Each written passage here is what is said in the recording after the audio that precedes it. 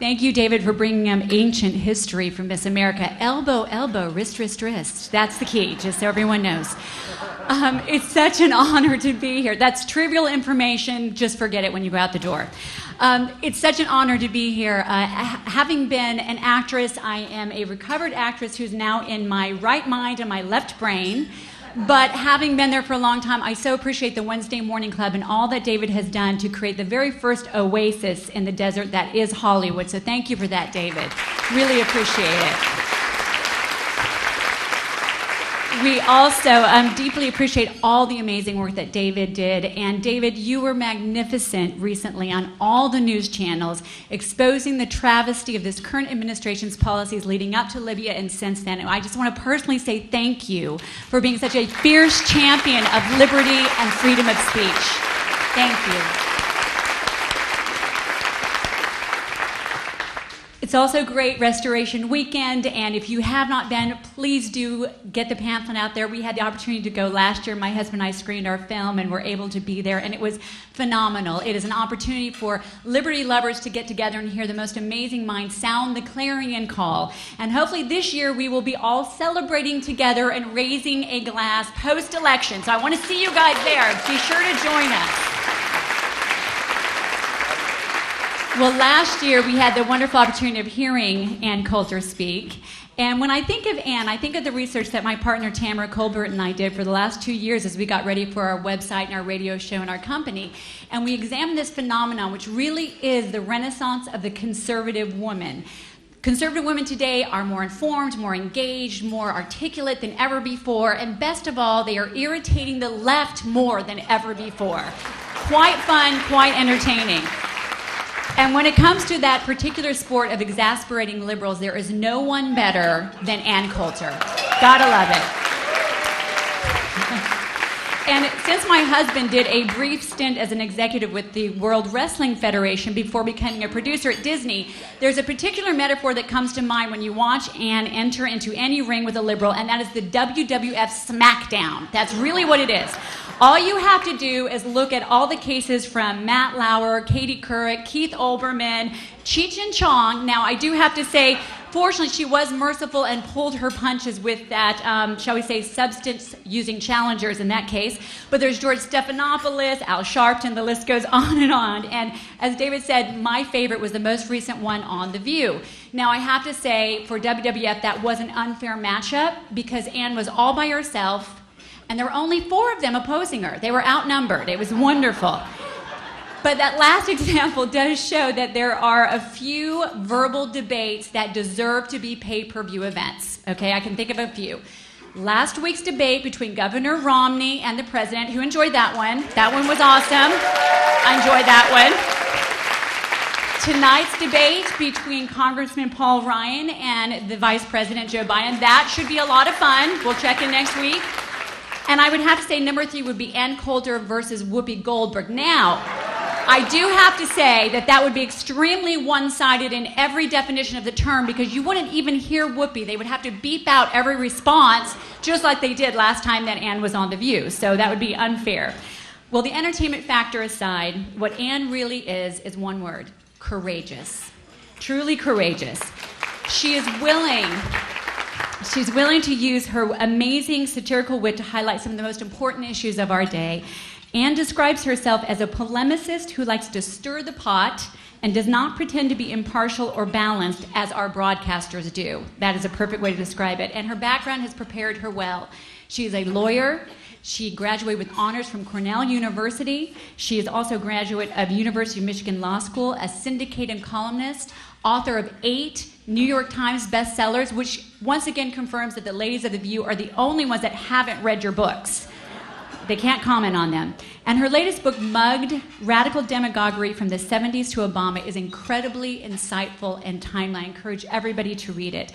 Personally, I have to say, after reading it, I felt so unburdened and liberated that I'm just going to go ahead and get rid of all of the secret-coded racial words that I've been bottling up. And here it goes. Okay, ready? Chicago, golf, lazy, angry, Constitution, experienced, food stamps, holding down the fort, privileged, professor, kitchen cabinet, my personal favorite as a mother, peanut butter, Also, community organizer, black hole, apartment, and chair. All racially coded words. And now that I'm on a roll, and I know this is a friendly crowd, I'm going to go ahead and say the most racist statement that is deemed to be so by the current view out there. Okay, here it goes. If you're sensitive, please forgive me. The most racist comment I can possibly think of. I am not voting for President Obama. There you go. Got to get that off my chest. I feel a lot better. And feel free to say that to the person next to you as well if you feel that way. Now, all joking aside, we live in an upside-down world where saying harmless words like that can bear huge attack from the other side. And yet, the other side can say very toxic comments without any repercussions or being held to the same standards.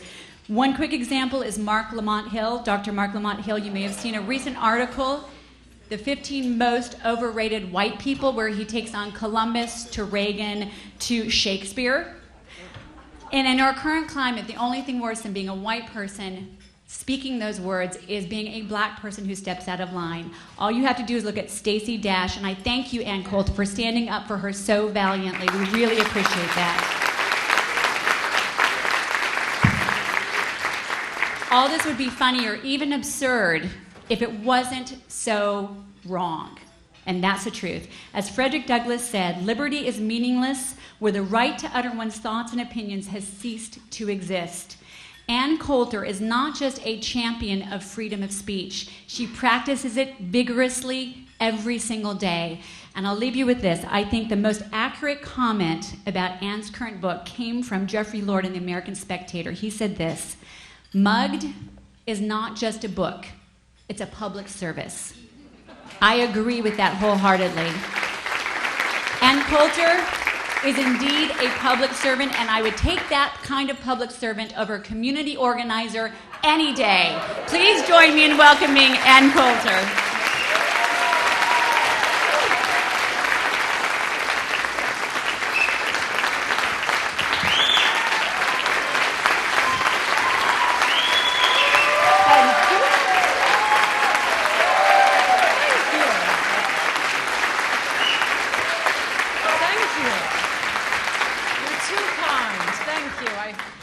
This won't be like Chris Christie's speech at the convention where he got a much bigger welcome than an exit. I did briefly run off with that biker, but I came back to the responsible choice, Mitt Romney. I'm really hoping that my introduction is not going to be longer than my speech, because I'm going to try something all new. I always work very hard on my speeches. I write them all out, rearrange them, make sure they flow properly, make sure there are enough jokes in them. And then memorize them. And I have no speech for this because I've been on a book tour. But I wrote the book, so I know how it goes. and I thought I could just describe it to you. And by the way, I wish you had not reminded liberals that many of us don't think they've done so well in trying to anathematize me and destroy me, because more than any book I've ever written, I have never had a book so ignored by the mainstream media as this one. This is one thing I've changed my mind about. I've always maintained ferociously that liberals cannot learn. They can't learn that if you cut taxes, you get more revenue to the Treasury. They can't learn that it doesn't work to coddle and suck up to terrorists. But apparently they can learn that if they attack Ann Coulter, she sells more books. So I love those gals on The View. I wanted to kiss every one of them before I left.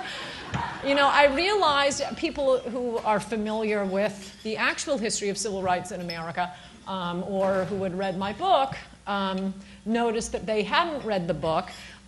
But that was great, because they believe everything the New York Times believes, but the New York Times won't argue with me. At least the gals on The View would argue with me. The one-sentence summary of my book is: white guilt has never produced anything good, and don't make the same mistake again, America. That's why it had to come out before the election. It's a book about racism, and to my critics' chagrin, I'm against it. Liberals have been the primary practitioners of it, and I start with the golden age of racial demagoguery in the 70s and 80s, when every police shooting of a black kid would be the next Emmett Till case. That's how it was treated in the media. Suddenly the Klan had taken over